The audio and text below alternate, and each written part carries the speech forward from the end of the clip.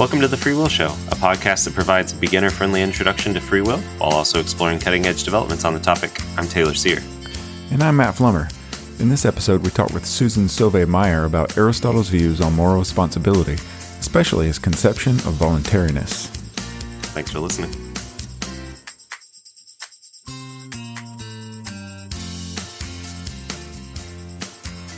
I'm happy to introduce Susan Sauvé Meyer, professor of philosophy at the University of Pennsylvania. Susan works on ancient Greek and Roman philosophy. She focuses mainly on ethics and politics, but she's also written on ancient natural philosophy, especially Aristotle's and the Stoics. She's translated several works, including selections from Plato's Laws and Aristotle's Nicomachean Ethics. In fact, her latest book is a new abridged translation of Aristotle's Nicomachean Ethics in the series Ancient Wisdom for Modern Readers from Princeton University Press. Her volume came out in 2023 and is titled How to Flourish, An Ancient Guide to Living Well.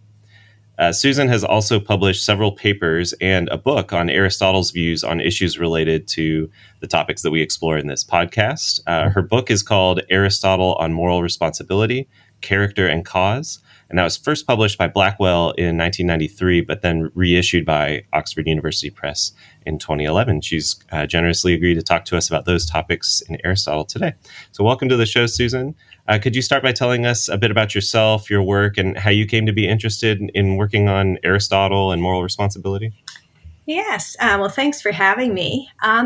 Well, when I was an undergraduate, way back, I wandered into a Plato class because I was a Greek and Latin major, and Plato wrote in Greek. But I found Plato was a philosopher, and I found out that philosophy was the field I just really gravitated towards. So I changed my major. Then I went to graduate school. I even got a job teaching philosophy, and I've had the good fortune to actually make my living at it. So it's been great. So early on, sort of in my career, I was working on Aristotle, and particularly Aristotle on causation. So, and thinking of causation as a notion that's in sort of the physical and metaphysical writings of Aristotle, not an ethical notion. Mm-hmm. But Aristotle does actually use causal notions in his ethics when he's talking about, at least what I think he's talking about, is moral responsibility. He thinks about, he's talking about when a human being is the cause of their actions, or when a person's actions originate with them. So that's how I went from sort of the causal metaphysical side to the ethical side, and then I've been working on that topic on and off since 1993. That's awesome. Longtime listeners of this podcast will have heard Aristotle's name mentioned several times, but some might not be familiar with Aristotle. Could you give a bit of historical context for our discussion? When did Aristotle live? What philosophers was he influenced by? What are some of his most widely read texts, or any other background information that you think may be helpful? Well, Aristotle lived in the 4th century BCE in Greece. So Greece, not the country. Greece wasn't a country then, but rather, a group of city-states where all the people spoke Greek. Aristotle was Macedonian, and with ties to the royal family, and a prominent member of that royal family will be familiar to many listeners. That is Alexander the Great. And at one point in his life, Aristotle was even the tutor to Alexander before Alexander went off to conquer most of the Near East. And in fact, Aristotle's date of death is within a year of Alexander. So if you think of, that's that period in history where Aristotle was born and he lived. Now, as a well-off a member of a well-off family, Aristotle was sent to Athens as a teenager, almost like 17 years old, like a precocious college student. He went to study at Plato's Academy. And unlike most undergraduates who graduated in like 4 years, he stayed there for 20 years. He was graduated from sort of student to scholar. And later he formed his own school in Athens called the Lyceum. So from the Academy and the Lyceum, those are the sort of the roots of lots of our names for educational institutions today. And Aristotle's school, the Lyceum, was a major research century for centuries after his death. So influences on Aristotle clearly, and Plato is the main influence. But influence, works in two ways. So those who influence you might shape your ideas because you are formed by them. but you are influenced by people you react against. So you're, and a lot of Aristotle's work is, as I think, best understood as sort of responses to Plato, not just like putting little developments on Platonic theories, but often just turning things on their head and resisting them. So, and I think the most read work of Aristotle's today may well be one of his two ethical works called the Nicomachean Ethics. Most people might just know it as Aristotle's Ethics. So anyone studying ethics today as a philosophical subject will at least have heard of it and maybe be assigned to read part of it. And another, I think, really strong sort of influence of Aristotle, at least very mediated influence, is in the Thomistic tradition. So Thomas Aquinas in the medieval period was a great interpreter of Aristotle, and he interpreted and sort of transformed Aristotle in a very sort of distinctively Christian direction. And so the influence of that can be felt and can be seen in the tradition of the natural law tradition in ethics and various other Thomistic parts of the Thomistic intellectual tradition. Yeah, that's really helpful. Well, I said this in our last episode on Plato too, but I want to say it about Aristotle too. It's kind of hard to overstate Aristotle's influence on Western philosophy. And Aristotle was even more influential perhaps than Plato in the natural sciences, but also he was influential in politics, theology, and other disciplines. What would you say are some of his most influential ideas? Right. Okay. So lots of things to choose from here. Sure. So one thing, I'll just pick two. Okay, so one of the most, I think, important ideas in Aristotle, and at least in his ethics, is the notion of happiness, right? Or that translates a Greek term, eudaimonia. I don't know if you ever talked to that. It's like having a good life. So for Aristotle, this is the key notion in ethics. So when we think about, questions of what we should do and how we should live, he thinks what we're really asking is how can we live a good life? So, and that's what happiness for him is, living a good life. So in this, he's sort of codifying an idea that you find in Plato that was extremely influential in all Greek ethical theorizings for centuries after him. And it's central to what gets called today the virtue ethics tradition. So that's been a very influential strand of Aristotle's thought.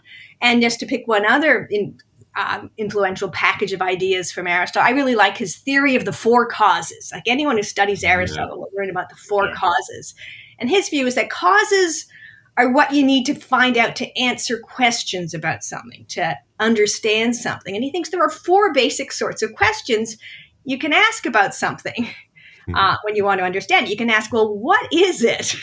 That's to ask about what he calls its form. This is where the Aristotelian descent into Plato's forms. It's what makes something what it is.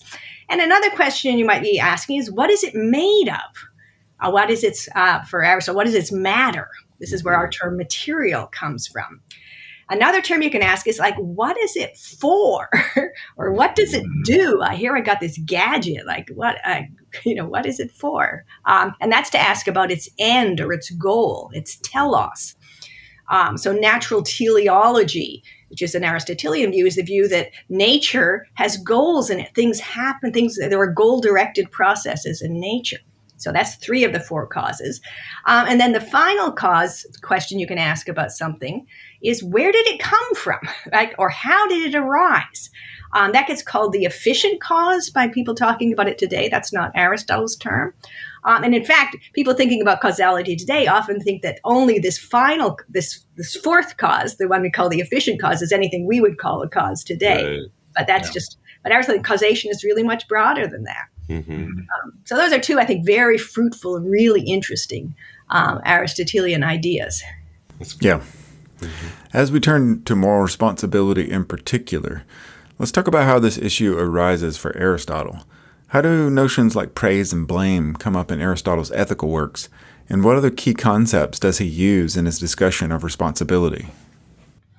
Well, I think there's actually a way to think of it is there's a cluster of four concepts that I think constitute this terrain here. And the key concept, I think, is voluntariness. That's our translation of a Greek term Aristotle uses. So in each of the ethical works, the two ethical works Aristotle writes, at one point he says, okay, now we've got to figure out what voluntariness is. So, and if he's talking about moral responsibility, that's where he's doing it. Okay, so voluntariness is one of the key notions. Okay, and he says, well, why do we need to talk about voluntariness? That's where praise and blame come in. So praise and blame, he says, are directed at voluntary actions. And he says, and these are actions that the agent is the cause of. So we have voluntariness as a causal notion, and it's connected to praise and blame. Okay, so there are three of the four notions. And the fourth notion is the notion of virtue, or some people don't like the term virtue, or excellence. Excellence of character. He's thinking like generosity, self-control, sort of personal character traits. Now, when Aristotle, and the discussion of voluntariness takes place in his discussion of virtue of character or excellence of character, and a key feature of excellence of character, according to Aristotle, is that it's praiseworthy.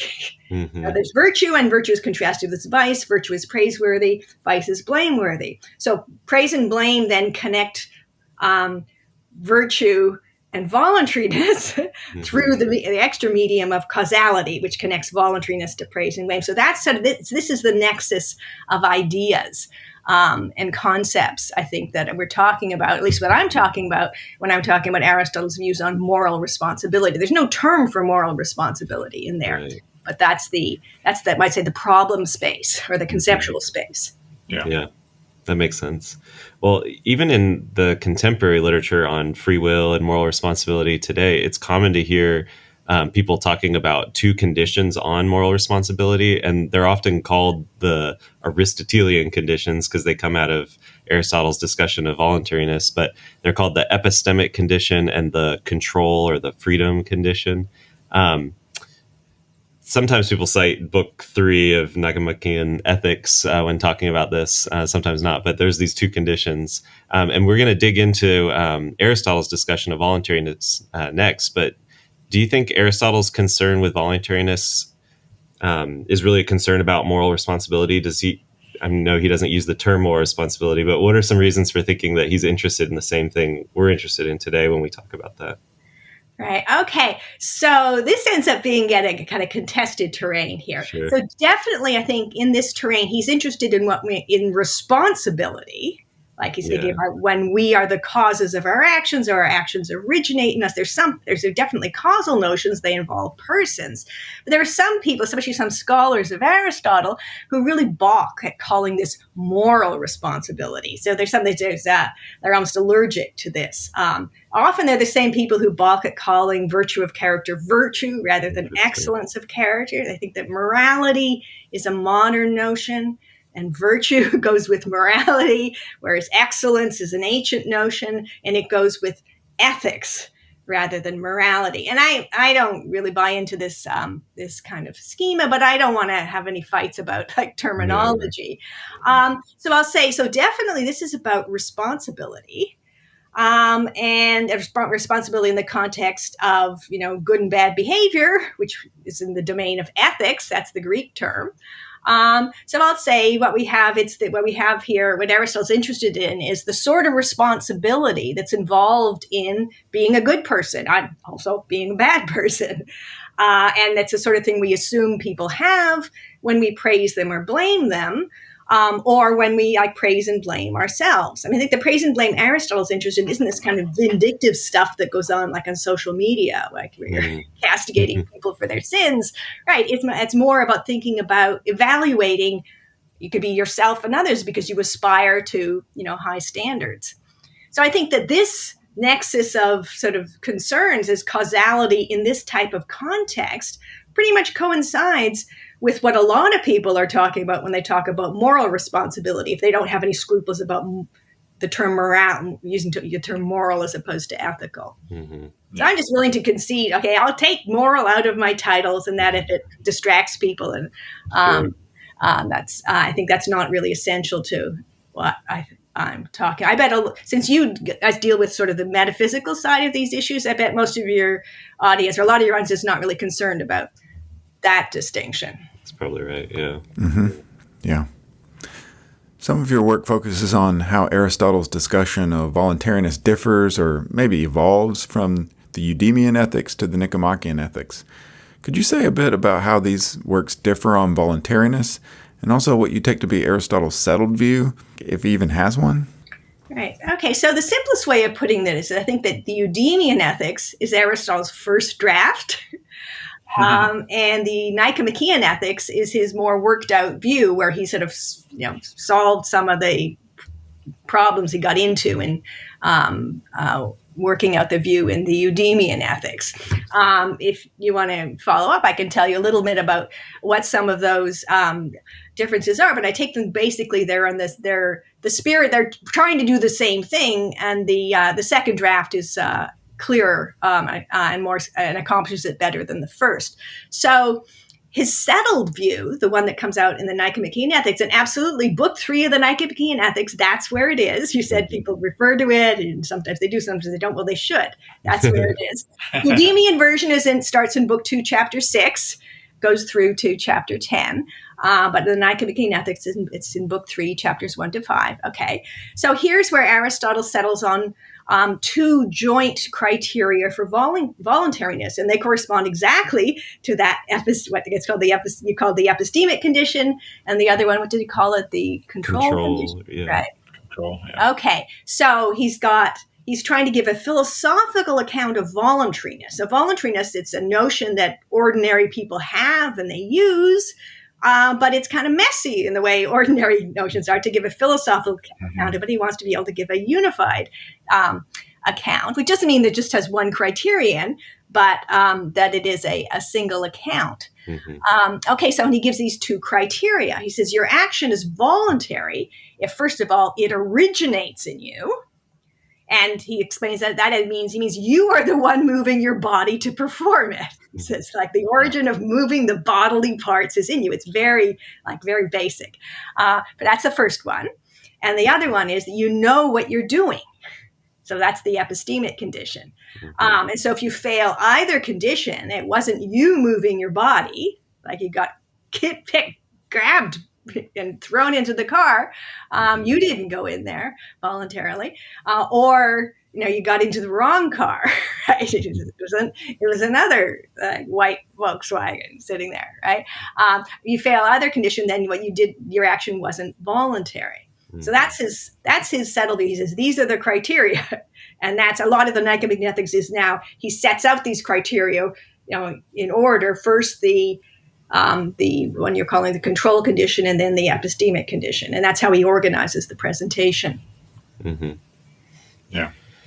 When in our last episode, in our conversation with Eric Brown about Plato, we talked a little bit about the question of whether anyone does wrong willingly. Sometimes we'll say knowingly, but we asked him about that. And you've pointed out in your work that while Plato's not excusing the wrongdoer, so his account kind of gives up the ordinary belief that blameworthy action is voluntary. Aristotle is going to part ways with Plato on this. So how does Aristotle respond to Plato's view, and how does he differ from Plato? Right. So this is kind of complicated, but I think really interesting, because Plato actually doesn't give an account of voluntariness. Rather, he just appeals to the ordinary notion of voluntariness, and one of these, where it sort of straddles 2 different kinds of distinctions. Is what you did voluntary or not? Sometimes that mean, is it what you really wanted to do, or was it like you forced into it? It was the best of a bad situation. Were you unwilling? Right. That's why willing is often a good translation of voluntary. And the other the distinction is, did you know what you were doing? Right. And so I can't think of a place where Plato says that no one does wrong knowingly, but his view is that everyone who does wrong, that is, does something bad, does it out of ignorance of the good. Right. That's his view. So it's ignorance of the good makes all action involuntary because of the knowledge condition for voluntariness. But then it has these weird consequences, right? Which is that bad actions aren't voluntary. So if that voluntariness was an important notion to help capture, our thoughts about praise and blame, then that's famous, it gets called the Socratic paradox. No one does wrong willingly is really going to cause you kind of a lot of trouble, right? So that's the Platonic view. So I would say Plato, in developing this view, is not interested in praising, making sure we can justify praising and blaming people in the right ways, right? He's rather his goal is to point to a big difference between virtue and vice, right? His view is protreptic. He wants to encourage us, and his readers, everyone, to go for virtue and to avoid vice. And his view is that, look, you may think that, a life of crime is, a great thing to do. But really, it's terribly bad for you, and it's not what you really want, because, of course, what you really want is the good.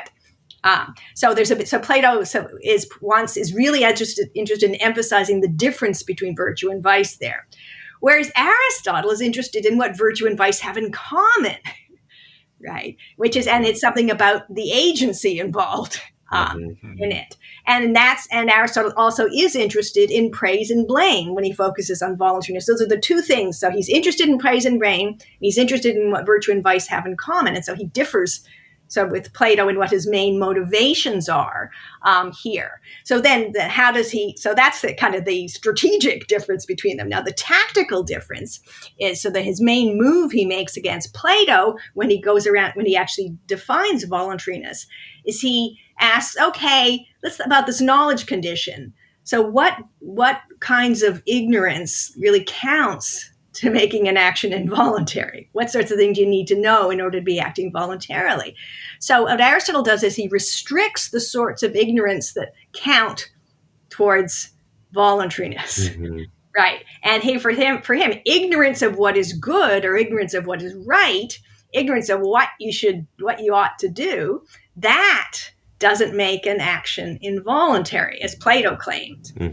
Right. Rather, that sort of ignorance, he says, is part of, it's even constitutive of being good and bad. He says, so for Aristotle, only ignorance of what he calls particular facts, these what we would call them non-moral facts or non-ethical facts, like whether the gun is loaded, right? That's what makes an action involuntary. So someone who says, I didn't mean to shoot him, meaning I didn't know the gun was loaded, is very different from I didn't know it was wrong to shoot him. Right. So only these ignorance of the particular facts are going to make an action involuntary for Aristotle. In one section of Book 3 of the Nicomachean Ethics, Aristotle might seem to be saying that moral responsibility for actions requires being responsible for the behavioral dispositions from which we act. Is Aristotle committed to this thesis? And how would you describe Aristotle's view about the connection between responsibility for our actions and responsibility for our dispositions, or maybe our character traits? Right. Okay. So I don't think Aristotle is committed to the thesis, and I also don't think he affirms that thesis, although he's often read as saying that. Partly, I really think this is a case of projection. Like, we have very well-developed views about responsibility that have developed not just in our own personal lives, but over centuries of influence, where there's been a lot of discussion about responsibility. So I think we have to be careful. As a historian of philosophy, I always like to make sure we read the text to figure what were the problems that this writer was thinking about in those circumstances, rather than we think, oh yes, of course, you can't be responsible for your actions unless you're responsible for your character. That's every student I've ever taught, Aristotle thinks that. But if we stand back and say, well, does Aristotle actually say that? And is he actually committed to that by anything he actually says? I think the answer is no. He doesn't claim. So he doesn't claim, and I think he's not committed to claiming that being responsible for our actions requires being responsible for our character. So, and the Aristotelian way of putting that is he doesn't claim that voluntary action requires voluntary character. He doesn't claim that. He thinks our character is voluntary, and he thinks our actions are voluntary. So we have both kinds of responsibility in his view. Although he thinks that we're less responsible for our characters than for our actions. But if anything, but what's the relation between these two types of responsibilities? Where he is explicit is he thinks that our responsibility for our character or for our character traits or our dispositions, as you're putting it, I think all that's perfectly good way of characterizing Aristotle. Our responsibility for our character depends on our responsibility for our actions. Like he famously says, we become just people by performing just actions. We become generous people by performing generous actions. So you by standing your ground when it's difficult, you become actually good or at least better at standing your ground. And you develop self-discipline by resisting temptation and so forth. So he thinks, and those are voluntary actions. You do, the moving principles in you, you know what you're doing, right? And then if you do, it's like training for any event. He says, repeated action helps to cultivate a disposition that makes that action easier to perform. Yeah. So I think that the responsibility goes from actions to character.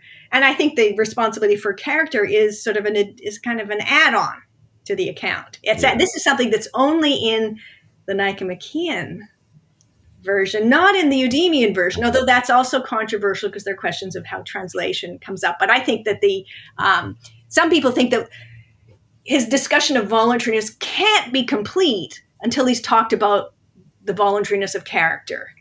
And so there it is at the final item on the list he goes through in the Nicomachean. He thinks, so maybe he's talking about that in the Eudemian account as well. And I sort of have a kind of detailed sort of arguments that involves texts and so forth, to say that's actually not what's going on in the Eudemian ethics. Interesting. Okay. Yeah. Well, we've seen that Aristotle's account of voluntariness emphasizes our being the sort of source or cause of our actions. In several places, though, Aristotle says that our voluntary actions are up to us to do and not to do, which in the sort of contemporary terms that are used today, that seems to focus more on leeway or the freedom to do otherwise and less on being the appropriate source of or the source of conditions. So how do you understand Aristotle's claims about our voluntary actions being up to us? Yeah. Well, the first thing I would say is that he connects this up to us condition to the causal condition, to this being the source or being the cause. If the actual origin is in us, it's up to us to do and not to do. And if we're the cause, so there it goes with, it goes under the non-epistemic condition there. Sure. Okay, so because you give me two options for classifying, is it like a leeway condition, or is it like I could have done otherwise conditions, or is it something about being the source of it? And I gotta say, I have a third. Let's have a third category. All right, yeah. I think it's actually it's about control.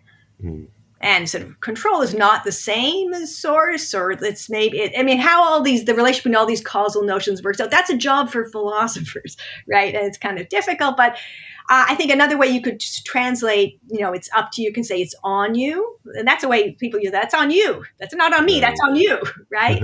And Aristotle, it's a very commonly used expression. If you're not all of a sudden worried about like big metaphysical questions, you can say, well, thinking is something that's up to us, but sensation isn't, right? It depends on us. Or I can say that it's up to me what I make for dinner tonight, but not what you make for dinner tonight, because that's just it's not up to me. It's not on, it has something to do with alternatives, right?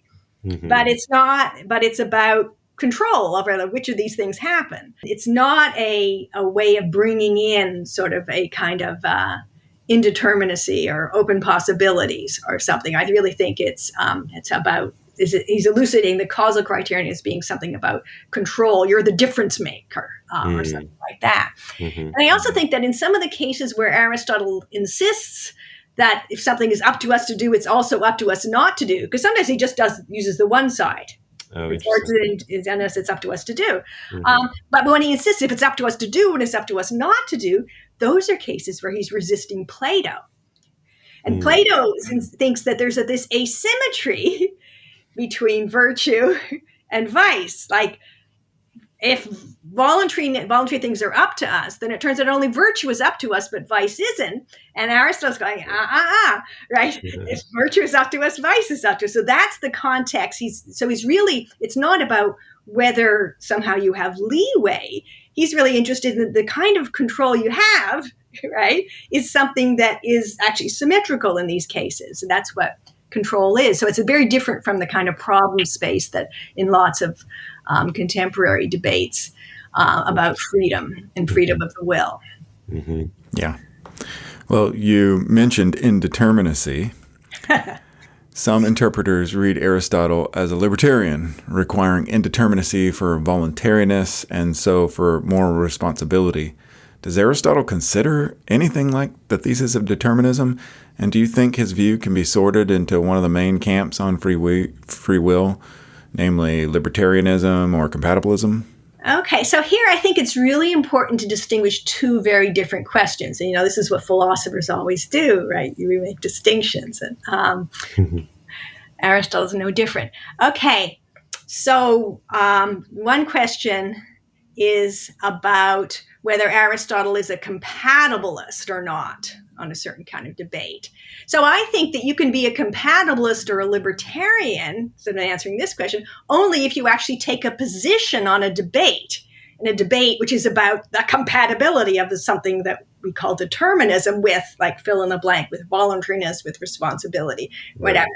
Okay, so when you're asking, is Aristotle, does he take a compatibilist? First of all, does he take a position in this kind of a debate? Right. And I actually don't think he faces any such question, because he never faces anything like a modern thesis of determinism. And there are lots of ways of making the thesis of determinism specific, but I think it's as it sort of comes up in sort of the contemporary debates about free will, determinism is a kind of thesis that only emerges, is actually formulated, centuries after Aristotle. It's not that Aristotle's somehow ignorant of the possibility of determinism, but you have to make causal notions specific in very, determinate ways to do this. And there are lots of ways of doing it that aren't the way we historically have learned to do it. So I think that Aristotle never faces anything like a modern thesis of determinism. So he's never trying to he never makes a move like a compatibilist does, or even an incompatibilist does. So I think, so that's the one question. Yeah. Is he a compatibilist? But that's a separate question, whether Aristotle's views on voluntariness and his conception of voluntariness and all the causal machinery that underwrites that, because he has lots to say about that, whether those views are in fact compatible with a modern thesis of determinism, or whether they commit him to an indeterminist theory of human action, right? So that's the separate question. And this is a question in which, I've engaged on this question, and I have argued, and I still believe, that Aristotle's position, that his understanding of voluntariness and all the unattended causal notions, is compatible with what we call determinism. But that's very different from saying that he takes a compatibilist position in the contemporary debate. Right. Some people think the libertarian interpretation is so easy. They say, he thinks that our actions originate with us, QED. Right. That's not what libertarianism is. No, the debate about libertarianism is what's the metaphysical underwriting of this? How do we understand, what is it for the origin to be in you? And that's where both the compatibilists and the incompatibilists have to answer some hard questions there. Right. Yeah, definitely. That's great. Well, thanks so much for joining us, Susan. This has been wonderful. Where can listeners go to follow your work? Well, I have 2 courses on Coursera. We want some free lectures on Plato and Aristotle. I have if you go to Coursera, you can look for Plato and his predecessors or Aristotle and his successors. So if you want more very short lectures, very easy to follow. Or if you want more on my views on Aristotle, there's How to Flourish, which is, as you mentioned at the beginning, it's a rendering of Aristotle's ethics into ordinary English with a very light level of explanations for the general reader, and it's in bookstores all over in the Ancient Wisdom for Modern Readers series. Great. Yeah, nice. Thanks again. Well, thanks for having me. In our next episode, we'll discuss Epicureanism and Stoicism with Tim O'Keefe.